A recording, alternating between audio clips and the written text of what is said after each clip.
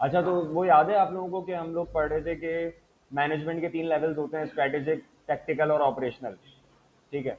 और वो तीनों लेवल्स जो हैं वो अलग अलग किस्म के इंफॉर्मेशन सिस्टम यूज़ कर रहे होते हैं, क्योंकि उनके काम अलग किस्म के होते हैं, उनकी रिक्वायरमेंट अलग होती है, उन्हें डिसीजन अलग तरह के लेने होते हैं। तो उनकी नीड्स के हिसाब से ऑर्गेनाइजेशंस में अलग अलग सॉफ्टवेयर इस्तेमाल होते हैं। हमने पढ़ा था कि जो ऑपरेशनल मैनेजमेंट होती है वो यूज़ करती है टीपीएस, ट्रांजैक्शन प्रोसेसिंग सिस्टम, जिसमें सब ट्रांजैक्शन सारा डाटा रिकॉर्ड होता है। तो सबसे नीचे लेवल के ऊपर डाटा रिकॉर्डिंग का काम होता है। उससे ऊपर फिर होती है technical management, middle management. Middle management उस डाटा को इंफॉर्मेशन में कन्वर्ट होने के बाद देख रही होती है, ये चेक करने के लिए कि उनके अंडर में जो लोग हैं, जो डिपार्टमेंट्स हैं, जो फंक्शंस हैं, वो कैसा परफॉर्म कर रहे हैं। तो हमने पढ़ा था कि उनका जो सॉफ्टवेयर है जो वो इस्तेमाल करते हैं वो कहलाता है MIS, मैनेजमेंट इंफॉर्मेशन सिस्टम। फिर हमने देखा था कि जो स्ट्रेटेजिक मैनेजमेंट होती है, डायरेक्टर्स होते हैं कंपनी के, वो यूज़ कर रहे होते हैं EIS यानी एग्जीक्यूटिव इंफॉर्मेशन सिस्टम। अब इन तीनों में फ़र्क क्या है? टीपीएस के अंदर इंटरनल डाटा सारा रिकॉर्ड होता है, MIS के अंदर इंटरनल इन्फॉर्मेशन होती है जो टीपीएस से प्रोसेस होकर आई होती है, जबकि EIS के अंदर जो डायरेक्टर्स वगैरह देख रहे होते हैं उसके अंदर कंपनी का इंटरनल डाटा भी होता है और कुछ एक्सटर्नल डाटा भी उसमें शामिल किया जाता है। जैसे फॉर एग्जांपल हमने बात की थी कि जो डायरेक्टर्स हैं उनको अपनी कंपनी की सेल्स के साथ साथ अपने कॉम्पिटिटर की सेल्स भी देखनी होती है कि आपने तो 1000 यूनिट्स बेचे, लेकिन जो दो आपके कॉम्पिटिटर हैं उन्होंने साथ साथ कैसा परफॉर्म किया है। क्या सिर्फ आपका बिजनेस डाउन है या आपके कॉम्पिटिटर का बिजनेस भी डाउन है, या आप अच्छा परफॉर्म कर रहे हैं या ओवरऑल पूरी मार्केट ही अच्छी परफॉर्म कर रही है इस वक्त। तो इस वजह से जो आपकी डायरेक्टर्स होते हैं या जो आपकी टॉप मैनेजमेंट होती है वो EIS यूज़ कर रहे होते हैं। फिर हमने दो और तरह के सिस्टम देखे थे जिनको हमने कहा था, एक एक का नाम था ES, expert system. Expert system हमने कहा था कि तीनों लेवल्स में से कोई भी लेवल यूज़ कर सकता है। ये एक ऐसा सॉफ्टवेयर, ऐसा सिस्टम होता है जिसके अंदर किसी खास काम को परफॉर्म करने की सलाहियत होती है। हमने बात की थी कि HR डिपार्टमेंट को हमने एक सॉफ्टवेयर खरीद के दिया जिसके अंदर वो अपनी एम्प्लॉयज़ की सैलरी डालते हैं तो उन्हें पता चल जाता है कि इसका इनकम टैक्स कितना होना चाहिए। तो एक खास तरह का काम करने वाला जो सॉफ्टवेयर होता है जिसको सिर्फ वही काम आता है और कुछ नहीं आता हो, उसे हम एक्सपर्ट सिस्टम कहते हैं। तो इसी तरह से कॉस्टिंग के लोग अलग तरीकों के सिस्टम्स इस्तेमाल कर रहे होते हैं, टैक्स वाले अलग अलग सॉफ्टवेयर इस्तेमाल कर रहे होते हैं। ये जो है वो एक्सपर्ट सिस्टम्स कहलाते हैं। फिर आता है एक और आखिरी जिसको हम कहते हैं DSS, डिसीजन सपोर्ट सिस्टम।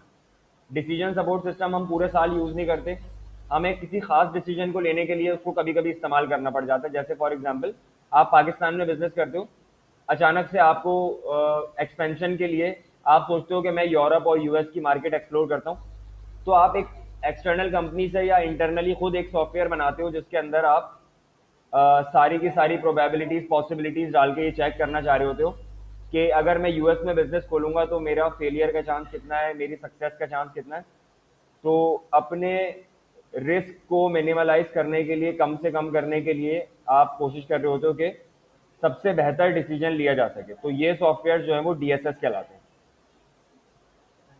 अब इसके अलावा कुछ और सॉफ्टवेयर भी इस्तेमाल होते हैं, वो हम इधर सॉफ्टवेयर एप्लीकेशन में पढ़ेंगे, जिसमें सबसे पहले स्प्रेडशीट्स। स्प्रेडशीट्स को आप एक्सेल के नाम से भी जानते हो, माइक्रोसॉफ्ट एक्सेल के नाम से जानते हो, गूगल शीट्स के नाम से जानते हो।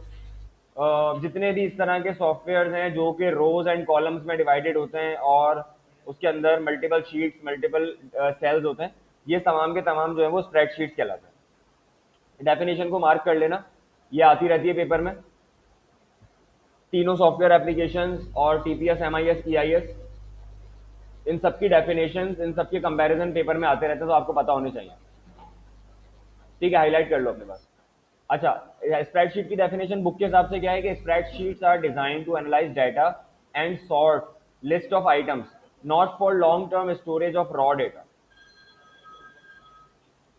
PTCL बज रहा है आपका?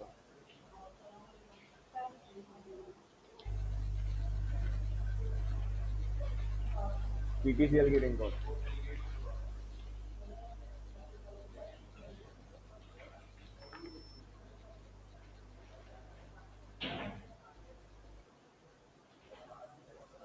अच्छा, तो छोटा डाटा, शॉर्ट टर्म डाटा जहां पे हम रिकॉर्ड करते हैं वो स्प्रेडशीट्स कहलाती हैं। माइक्रोसॉफ्ट एक्सेल और गूगल शीट्स इसकी एग्जांपल्स हैं। क्या फ़ायदे हैं इनको, हम क्यों यूज़ करते हैं या क्या नुकसान होते हैं इसके, ये भी देख लेते हैं। देखो स्प्रेडशीट्स, माइक्रोसॉफ्ट एक्सेल बहुत इजी टू यूज है, आप उसको ओपन करोगे आपको खुद ही समझ आ जाएगा कि आपके सामने क्या है, आपने किस तरह एडिशन मल्टीप्लिकेशन या जो कोई भी मैथमेटिकल ऑपरेशन करना है वो कैसे होगा। तो बहुत इजी टू यूज है, कोई खास ट्रेनिंग रिक्वायर्ड नहीं होती। कुछ एडवांस फंक्शंस के लिए ज़ाहिर है आपको ट्रेनिंग लेनी पड़ेगी, लेकिन बेसिकली बगैर ट्रेनिंग के भी आप उसे यूज कर सकते हो। Most data managers are familiar with them. Companies के अंदर ज़्यादातर डाटा मैनेजर्स एक्सेल यूज कर रहे होते हैं। बेसिकली अपना डाटा जो ऊपर हमने सॉफ्टवेयर पढ़े उसमें से डाटा फैच करने के बाद निकालने के बाद माइक्रोसॉफ्ट एक्सेल ही सबसे कॉमन सॉफ्टवेयर है जिसके अंदर हम अपने डाटा को फिर एनालाइज कर रहे होते हैं। तो ज़्यादातर कंपनीज के लोग, मैनेजर्स, डाटा मैनेजर्स और दूसरे फंक्शंस के लोग एक्सेल से अवेयर होते हैं कि एक्सेल क्या है और उसे कैसे यूज करना है। डिसएडवांटेजेस भी हैं एक्सेल के।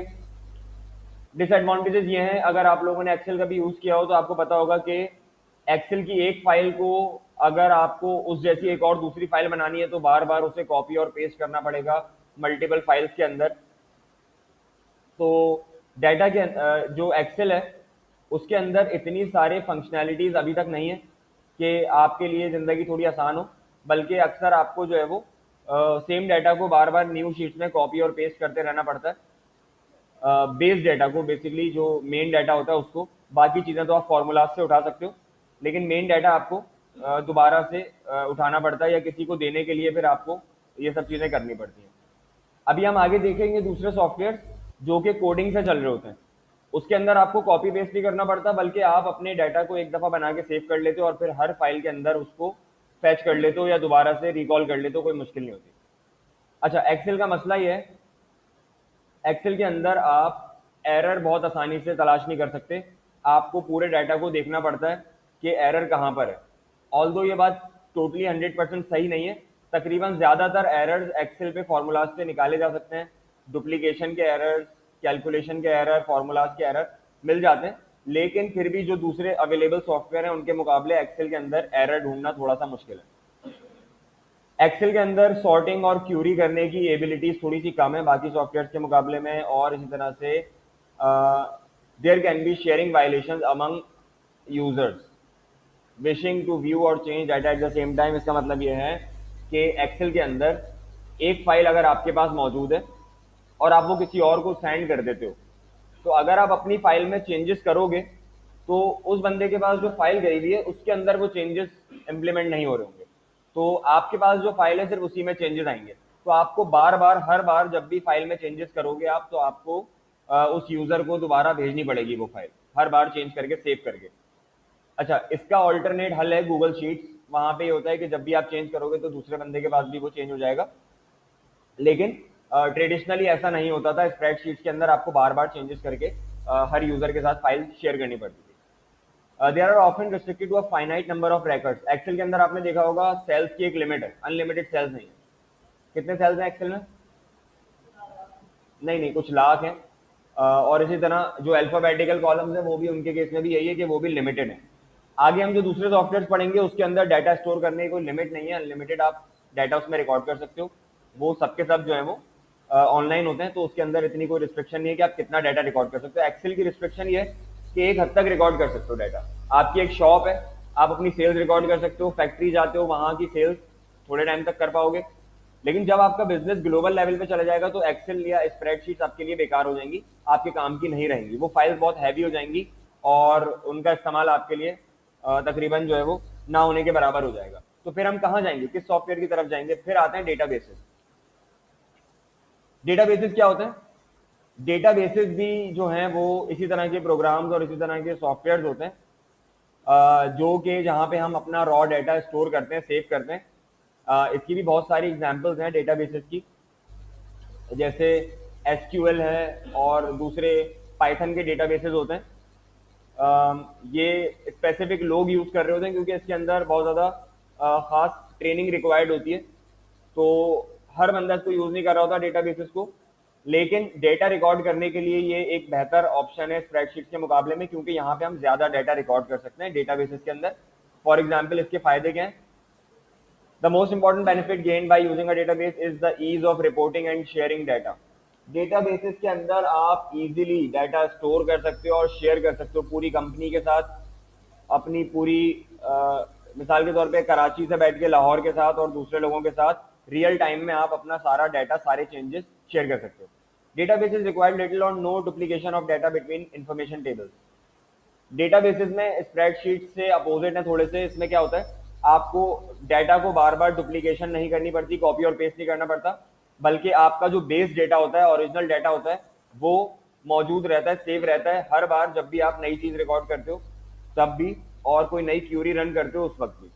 Changes made to the data do not corrupt the programming. For example, at the cell level of a spreadsheet where calculations are running, Excel के अंदर जब आप बहुत ज्यादा फॉर्मूलाज लगा देते हो तो चांसेस होते हैं कि एक्सेल फाइल या स्प्रेडशीट जो भी आप यूज कर रहे हो उसके करप्ट हो जाने के, उसके खराब हो जाने के चांसेस होते हैं, जबकि डेटाबेसेस में ऐसा नहीं होता, क्योंकि डेटाबेसेस पूरा कोड के ऊपर लिखा हुआ होता है।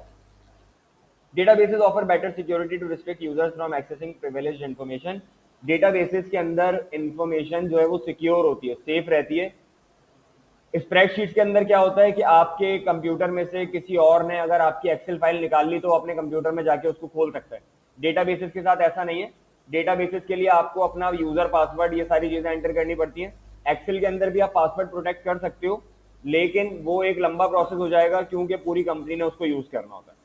तो बेसिकली एक्सेल से ज्यादा सिक्योर हो जाता है डेटाबेस। इस वजह से हम, जब हमारी कंपनी का डाटा बढ़ रहा होता है तो हम डेटाबेस की तरफ चले जाते हैं, स्प्रेडशीट को छोड़ देते हैं। डिसएडवांटेजेस क्या है इसके, इसको सीखने में टाइम बहुत लगता है, ट्रेनिंग्स करनी पड़ती हैं, इन्वेस्टमेंट बहुत ज्यादा लगती है, पैसा रिक्वायर्ड होता है इसको अपनी कंपनी में लगाने के लिए। Initial time and cost of migration of all data into a new database is significant. आपका जो सारा डेटा एक्सेल पे था उसको डेटाबेस पे ले जाने के लिए बहुत सारा टाइम लगेगा। अपने मेन डेटा को एक्सेल से कन्वर्ट करके डेटाबेस में ले जाने में टाइम बहुत रिक्वायर्ड होगा, तो इस वजह से ये इसके नुकसान आते हैं। फिर आते हैं तीसरी तरह के अकाउंटिंग सिस्टम्स, सॉफ्टवेयर सिस्टम्स, जिनको हम कहते हैं अकाउंटेंसी पैकेजेस। अकाउंटेंसी पैकेजेस एक खास स्पेशल किस्म के सॉफ्टवेयर होते हैं जो सिर्फ अकाउंटिंग करने के लिए बने हुए होते हैं। इसके अंदर हम फाइनेंशियल स्टेटमेंट, बैलेंस शीट, ये सारी चीजें बनाते हैं जो अकाउंटिंग से रिलेटेड ही हो, सिर्फ अकाउंटिंग करने के लिए ही होते हैं ये सॉफ्टवेयर। आपने अगर क्विक बुक्स का नाम सुना हो तो क्विक बुक्स इसकी एक बहुत अच्छी एग्जांपल है। क्विक बुक्स के अंदर आप जो है वो अकाउंटिंग ट्रांजैक्शंस रिकॉर्ड करते हो और अकाउंटिंग इन्फॉर्मेशन को प्रोसेस करते हो, अलग अलग किस्म के रिपोर्ट जो है वो बना रहे होते हो। क्या होता है, जल्दी जल्दी ट्रांजैक्शन रिकॉर्ड हो जाती है, rapid recording of transactions, lower likelihood of mistakes, mistakes के चांसेस कम होते हैं, rapid production of reports and financial statement, one click के ऊपर फाइनेंशियल स्टेटमेंट बन जाती हैं। जैसे आपको एक्सेल पे या डेटाबेसेस के अंदर फाइनेंशियल स्टेटमेंट बनाने में थोड़ा टाइम लगता है, इसी तरह क्विक बुक्स के अंदर क्या होता है, क्विक बुक्स के अंदर वन क्लिक के ऊपर पूरी पूरी रिपोर्ट जनरेट हो जाती है। आप अपनी कंपनी की फाइनेंशियल स्टेटमेंट, बैलेंस शीट सिर्फ एक क्लिक के, एक बटन को दबाकर जो है वो हासिल कर सकते हो। तो ये जो है वो इसके फायदे हैं। नुकसान क्या है, बहुत सारी ट्रेनिंग चाहिए होगी, हर किसी को ये चलाना नहीं आता। जब ये कंपनी लगाएगी अपने पास तो अपने सारे स्टाफ को उसकी ट्रेनिंग देगी सबसे पहले। पैकेजेस कैन बी एक्सपेंसिव, इस सॉफ्टवेयर को अपनी कंपनी में लगाने के लिए बहुत सारे पैसे रिक्वायर्ड होंगे। इसकी फी होती है ईयरली, और जब आप इसको खरीदते हैं तो उस वक्त आपको एक एडिशनल फी भी देनी पड़ती है, may be unnecessary for a small business. छोटे बिजनेस के लिए किसी काम का नहीं है, क्योंकि जाहिर है आपकी इतनी ट्रांजेक्शन ही नहीं होंगी कि आप एक अकाउंटेंसी पैकेज खरीदो, तो इस वजह से छोटे बिजनेस के लिए ये किसी काम का नहीं है, तो वो इसको खरीदेगा भी नहीं, और उसके लिए स्प्रेडशीट या डेटाबेस काफी होगा। ये जो है वो तीन किस्म के सॉफ्टवेयर हैं जो पता होने चाहिए आपको, इनकी डेफिनेशंस पता होनी चाहिए। अभी कैप्लान के अंदर जो क्वेश्चन है उसको आप देखोगे तो तीनों के काफी मल्टीपल क्वेश्चन यहाँ पे रिपीट हुए हैं, तो इस वजह से इसको लाजमी हाईलाइट कर लेना अपने पास, डेटाबेसेस और accountancy packages. Advantages of computerisation. Computerisation क्या होता है मैं जल्दी से बता देता हूँ। कंप्यूटराइजेशन का मतलब होता है अपने काम को मैनुअल करने के बजाय ज्यादा से ज्यादा काम कंप्यूटर पे या डिवाइसेस पे शिफ्ट कर देना। यानी पहले जो काम आप रजिस्टर में करते थे, जो काम आप बैठ के सारी एंट्रीज करते थे कि क्या खरीदा है, क्या बेचा है, क्या एक्सपेंसेस हैं, लिख के करते थे, वो सबका सब अब शिफ्ट हो गया कंप्यूटर के ऊपर, सॉफ्टवेयर के ऊपर। ठीक है, तो इससे फायदे क्या हैं, इससे फायदे क्या हैं, ये कुछ फायदे यहाँ पे दिए हुए 6 किस्म के। क्या क्या फायदे हैं ये, speed, accuracy, volume, complexity, presentation और कॉस्ट। जब हम अपना काम कंप्यूटर पे शिफ्ट कर देते हैं, आप लोगों के पास नहीं है ये, ठीक है, मुझे पता नहीं है, लेकिन हम इसको फिर भी देख लेते हैं क्योंकि काम कर। तो बेसिकली होता यह है कि कंप्यूटराइजेशन यानी अपने कंपनी के डाटा और इंफॉर्मेशन को कंप्यूटर पे, डिवाइसेस पे, इंटरनेट के ऊपर डिजिटल एसेट्स के ऊपर, डिजिटल डिवाइसेस के ऊपर शिफ्ट कर देने से हमें क्या क्या फायदे होते हैं। सबसे पहले हमारा काम जल्दी होने लगता है, स्पीड आ जाती है। इंसान गलती कर सकता है, कंप्यूटर में एरर के चांसेस ना होने के बराबर होते हैं, एक्यूरेट काम होता है।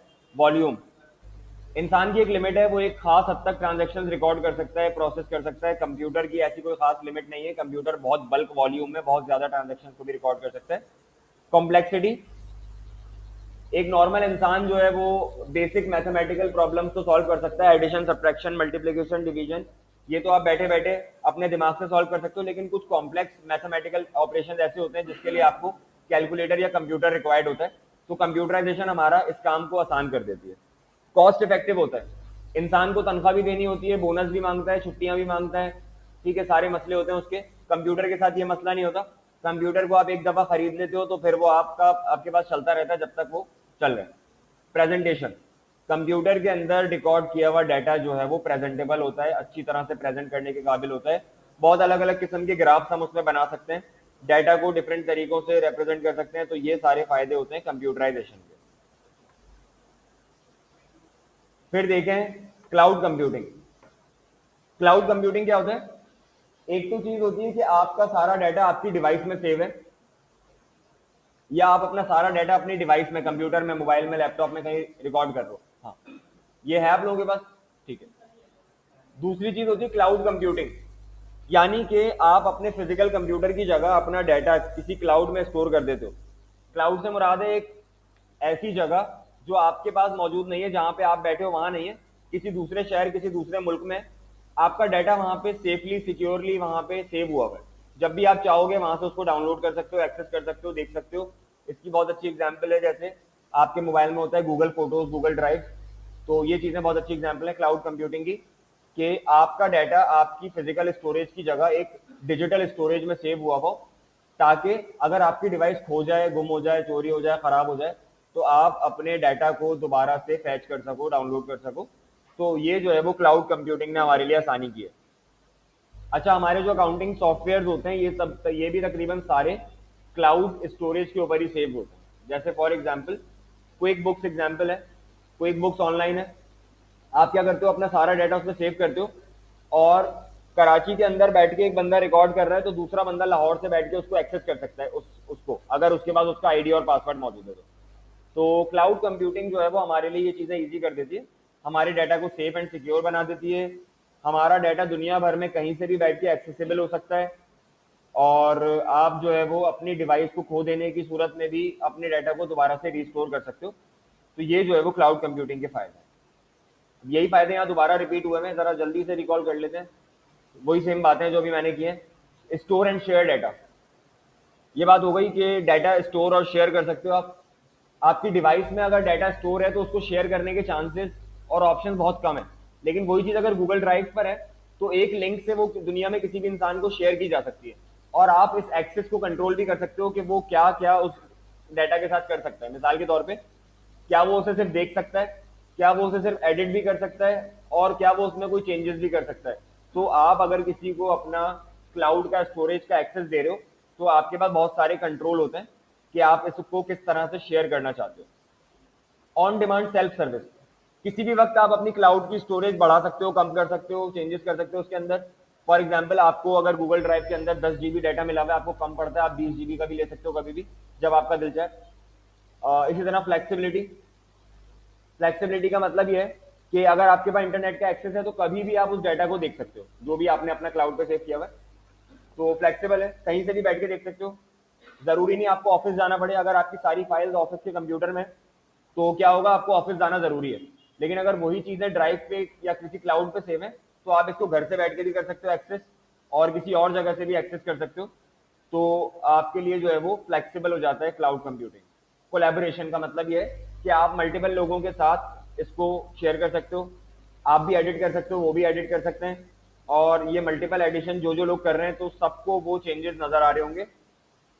तो कोलैबोरेशन के अंदर जो है वो काम करने के लिए सबसे अच्छा जो है वो क्लाउड स्टोरेज होती है। कोलैबोरेशन के बाद है मोर कंपेटिटिव। मोर कंपेटिटिव इस सेंस में कि फिजिकल स्टोरेज बहुत महंगी है, आप एक हार्ड ड्राइव लेने जाओ तो महंगी पड़ेगी, इससे बहुत कम कॉस्ट में आपको जो है वो क्लाउड स्टोरेज मिल जाती है, गूगल ड्राइव मिल जाती है। तो इस वजह से ये कम्पेटेटिव हो प्राइस के सेंस में। ईजियर स्केलिंग का मतलब है अगर आपका बिजनेस बढ़ता जा रहा है, आपकी डेटा की नीड बढ़ रही है, तो आप जो है वो इजीली अपनी स्टोरेज को भी बढ़ा सकते हो, एक्सटेंड कर सकते हो, स्केल कर सकते हो। मेंटेनेंस कॉस्ट कम हो जाती है। कंप्यूटर में अगर कुछ डाटा है तो कंप्यूटर की मेंटेनेंस करते रहना पड़ती है, उसको साफ रखना होता है।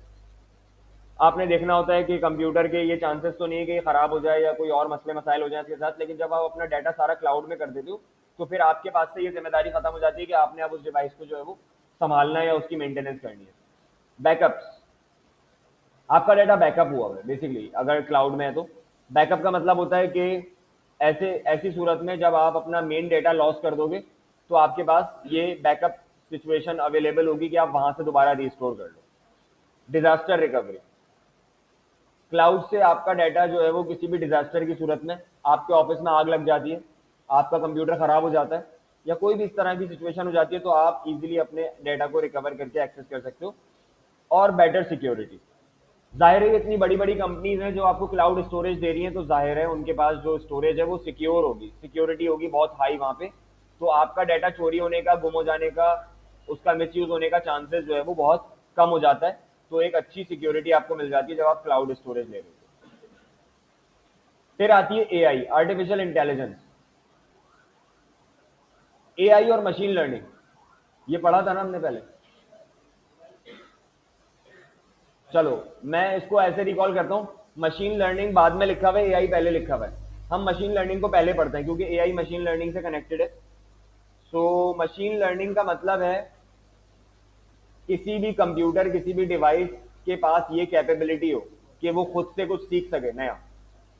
कोई भी कंप्यूटर, कोई भी सॉफ्टवेयर, कोई भी प्रोग्राम कुछ नया सीख सके खुद से अपनी तरफ से, उसे आपको ना सिखाना पड़े।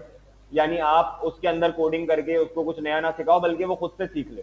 इसे मशीन लर्निंग कहते हैं। मैंने आपको लास्ट टाइम जो एग्जांपल दी थी वो ये दी थी कि आप मिसाल के तौर पे यूट्यूब सब यूज करते हो, तो अगर आप यूट्यूब पे खास किस्म की वीडियोस देख रहे हो तो आपको यूट्यूब उस जैसी ही मल्टीपल वीडियो सजेस्ट करने लग जाता है दोबारा। अगर अचानक से आपका जो शौक है वो चेंज हो जाता है, अचानक से आप क्रिकेट की जगह फुटबॉल की वीडियोस देखना शुरू कर देते हो, तो यूट्यूब ये सीख लेता है आपके बारे में और फिर अगले ही दिन से आपको फुटबॉल से रिलेटेड वीडियोस दिखाना शुरू कर देता है। इस प्रोसेस को हम मशीन लर्निंग कहते हैं। जब भी कोई प्रोग्राम, कोई सॉफ्टवेयर, कोई एप्लीकेशन, कोई डिवाइस, कोई वेबसाइट आपके बारे में कुछ नया खुद से सीख ले, तो ये मशीन लर्निंग कहलाती है। जितने भी प्रोग्राम, जितनी भी वेबसाइट, जितनी भी एप्लीकेशंस के पास ये मशीन लर्निंग की कैपेबिलिटी होती है, उसको हम एआई कहते हैं, आर्टिफिशियल इंटेलिजेंस कहते हैं। इंटेलिजेंस क्या होती है? जहानत। इंसान के अंदर जो है वो नेचुरल इंटेलिजेंस है, इंसान खुद से सीखता है, चीजें समझता है, उनके बारे में कुछ करता है। लेकिन कुछ जो डिवाइसेज हैं उनके अंदर नेचुरली ये चीज मौजूद नहीं है, तो इंसान ने उसे सिखाई नहीं है। तो जो चीजें इंसान करता है वो आर्टिफिशियल होती हैं, जो कुदरत करती है, अल्लाह करता है, वो नेचुरल होती है। तो मशीनों को जो हमने इंटेलिजेंस दे दी कि वो खुद से सीख सकें, इसे हम एआई कहते हैं, आर्टिफिशियल इंटेलिजेंस कहते हैं। यानी ये जो यूट्यूब और नेटफ्लिक्स हमारी पसंद के हिसाब से हमें वीडियोस सजेस्ट करने लग गए हैं, या हमारी हिस्ट्री के हिसाब से हमें वीडियोस दिखाते हैं, इसको हम कहते हैं कि ये उसके अंदर एक एआई फंक्शनैलिटी है कि वो हमारे बारे में नया सीख लेते हैं और फिर हमारे एक्सपीरियंस को बेहतर करने के लिए हमें वैसी ही वीडियो सजेस्ट करते रहते हैं। अच्छा, यही सेम चीजें और दूसरी वेबसाइट के बाद भी हैं। आजकल आप लोग चैट जीपीटी यूज करते हो बहुत कॉमनली, तकरीबन सबके मोबाइल डिवाइसेस में चैट जीपीटी होगा। तो चैट जीपीटी का भी यही केस है कि चैट जीपीटी जो है वो, उसको एक लैंग्वेज सिखा दी गई जब उसको बनाया गया, उसने इंटरनेट की मदद से बाकी सारी लैंग्वेजेस खुद सीख ली। चैट जीपीटी ने दुनिया भर का जितना भी डाटा इंटरनेट पे मौजूद है उस सबको खुद सीख लिया। तो एआई का मतलब ही यही है कि हर वो प्रोग्राम, हर वो एप्लीकेशन जो कि खुद से कुछ नया सीख पाए, ऐसी कैपेबिलिटी उसके अंदर कि वो कुछ नया सीखने के काबिल हो, आपसे खुद खुद ब खुद सीख ले, आपको उसे सिखाना ना पड़े। जो भी हो रहा है, जो भी करंट इवेंट में चल रहा है, उसके हिसाब से वो कुछ नया सीख ले, ये मशीन लर्निंग कहलाता है। और जिस एप्लीकेशन या जिस भी प्रोग्राम को मशीन लर्निंग आती है उसे हम आर्टिफिशियल इंटेलिजेंस कहते हैं। इस प्रोसेस को as a whole artificial intelligence या इन शॉर्ट सिर्फ एआई एआई कहते हैं। इन दोनों को भी मार्क कर लेना आप लोग अपने पास।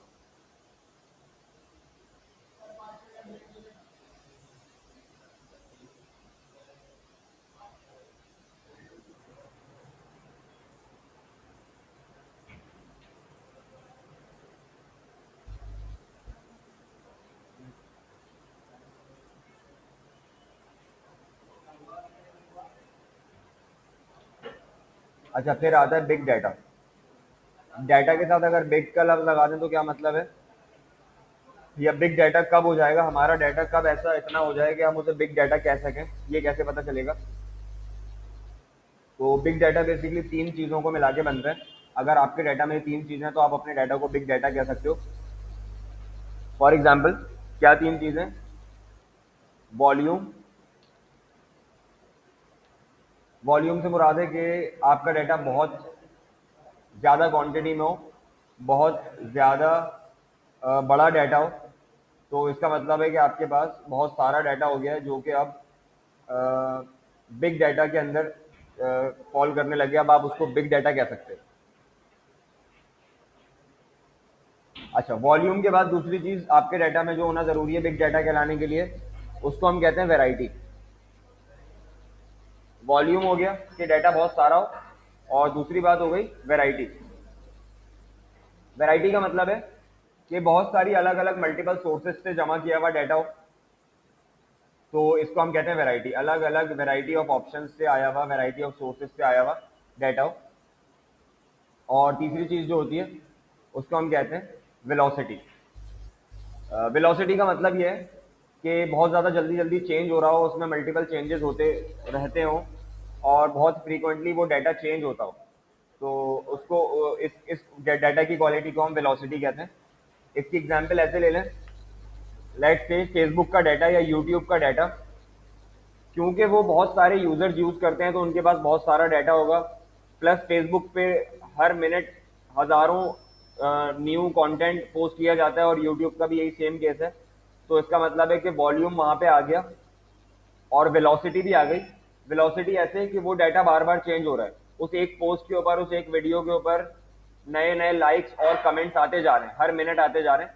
तो इसका मतलब है वो चेंज हो रहा है जल्दी जल्दी। और तीसरी चीज़ है वैरायटी, कि वो अलग अलग सोर्सेज का डाटा हो। जैसे फॉर एग्जांपल यूट्यूब जो है वो सिर्फ आपके सर्च डाटा को या आपकी व्यू की हुई वीडियोस का डाटा को जमा नहीं करता, बल्कि आपके मोबाइल डिवाइस के अंदर जो दूसरी चीज़ें हो रही हैं उनको भी रिकॉर्ड करता है अपने पास।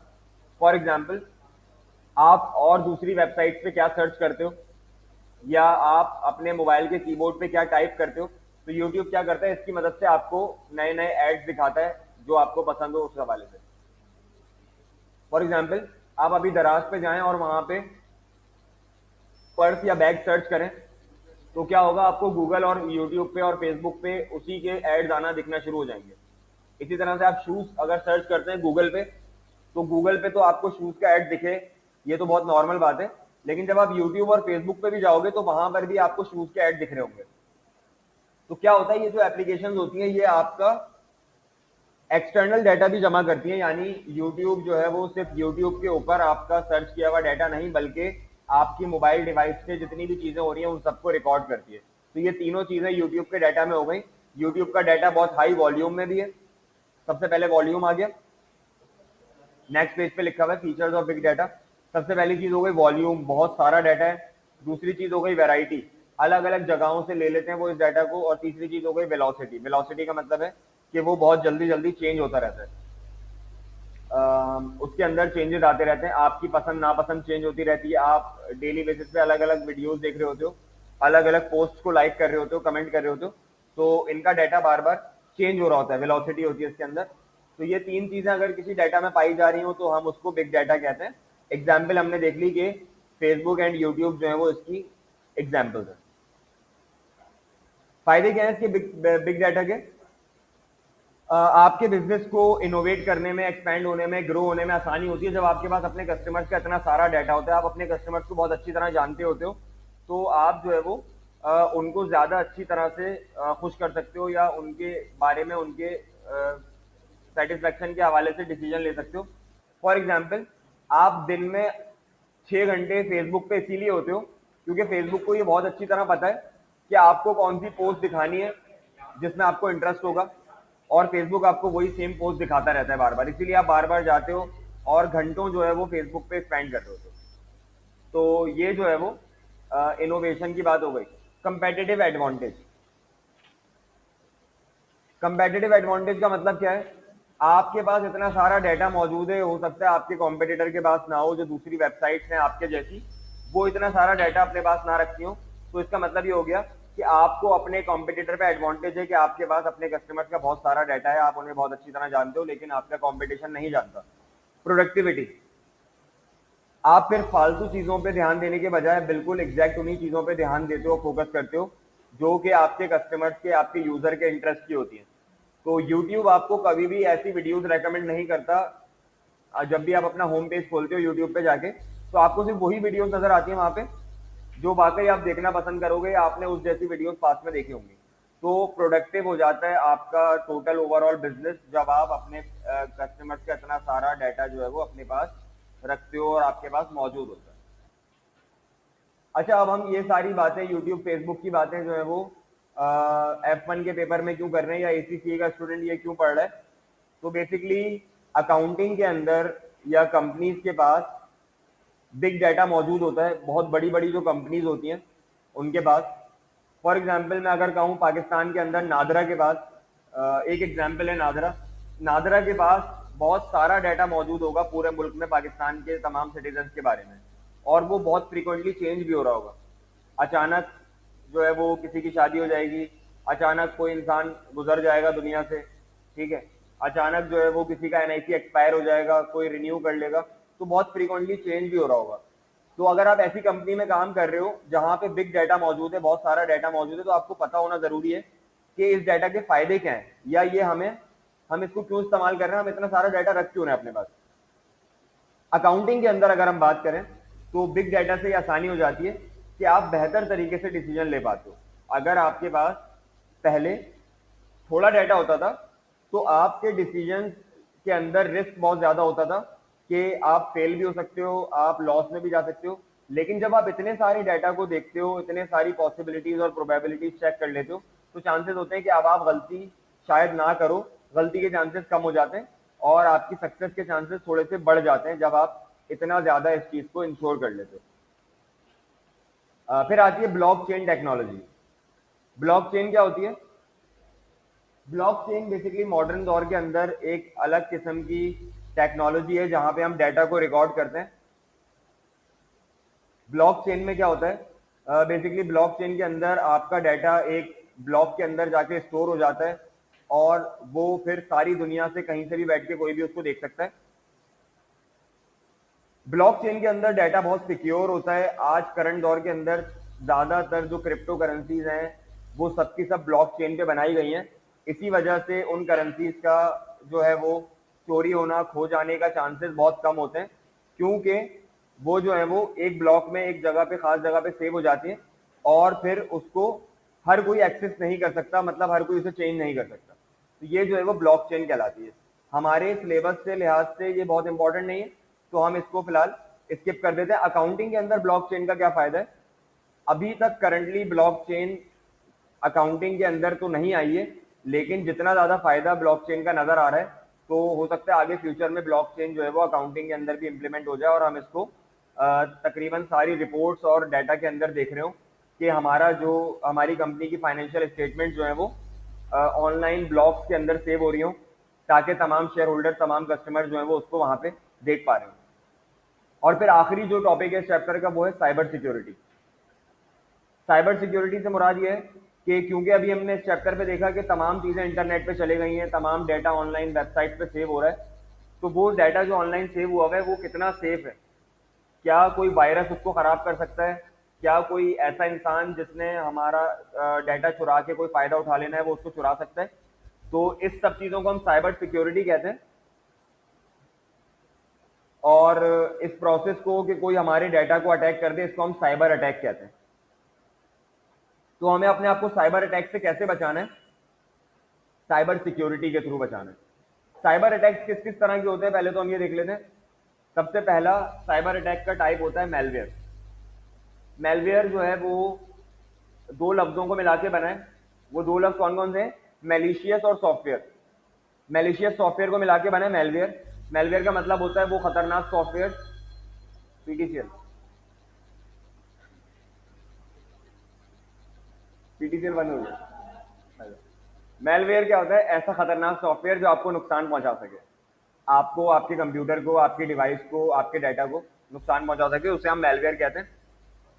बहुत अलग अलग किस्म के वायरसेस आते हैं जो कि इस कैटेगरी में फॉल करते हैं। फिर आता है fishing.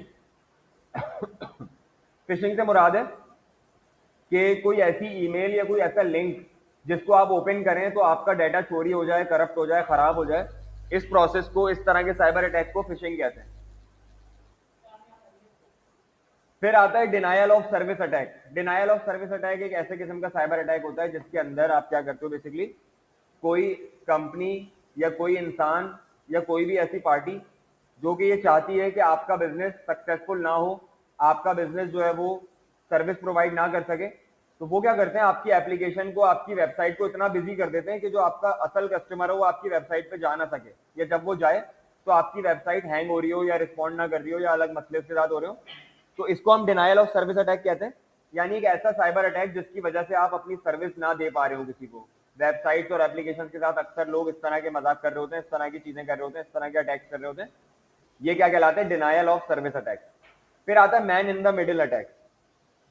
Man in the middle का मतलब ये है कि हर बिजनेस के अंदर बहुत सारे मिडिल मैन शामिल होते हैं जो कि आपको हेल्प कर रहे होते हैं सर्विस देने में। जैसे फॉर एग्जाम्पल आपकी एक वेबसाइट है, तो आपके जो कस्टमर हैं वो ऑनलाइन पेमेंट जो करते हैं, वो वीजा या मास्टर कार्ड के थ्रू करते हैं। तो क्या होता है, वीजा या मास्टर कार्ड वाले जो हैं वो क्या करते हैं, आपके कस्टमर का कोई डाटा चोरी कर लेते हैं या निकाल लेते हैं वहां से। तो क्या होता है, आप और कस्टमर के बीच में एक मिडिल मैन है जिसने आपका या उसका डाटा चुरा लिया या कोई किसी किस्म का अटैक कर दिया। ये अटैक कहलाता है man in the middle attack.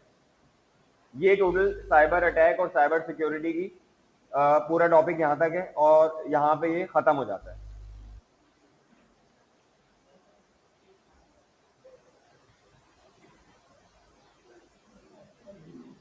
ठीक है, बाकी जो समरी है उसको आप लोग वैसे ही देख लेना कि क्या हमने पढ़ा, क्या नहीं पढ़ा।